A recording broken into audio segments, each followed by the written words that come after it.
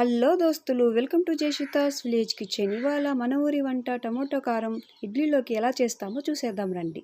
ముందుగా 4 small size tomatoes, ఒక medium size onions తీసుకొని వాటర్లో బాగా వాష్ చేసి కట్ చేసి మిక్సీ జార్లో వేసుకోవాలి. ఇప్పుడు ఇందులో కారానికి తగినట్టు ఎండుమిర్చి నేనైతే 2 తీసుకున్నాను. అలానే 4 వెల్లుల్లిపాయలు, కాస్త చింతపండు ఎక్కువ వేయద్దండి, పులుపు వచ్చేస్తుంది. కాస్త వేసుకొని ఇప్పుడు ఇందులో తగినంత ఉప్పు వేసుకొని బాగా మిక్సీ పట్టుకోవాలి, వాటర్ లేకుండా. ఇప్పుడు మిక్సీ పట్టుకున్న దాన్ని పక్కన పెట్టుకొని గ్యాస్ మీద కడాయి పెట్టుకొని 1 టేబుల్ స్పూన్ ఆయిల్ వేసుకొని ఆయిల్ హీట్ అయ్యాక ఇందులో 1 టేబుల్ స్పూన్ పోపు దినుసులు వేసుకోవాలి.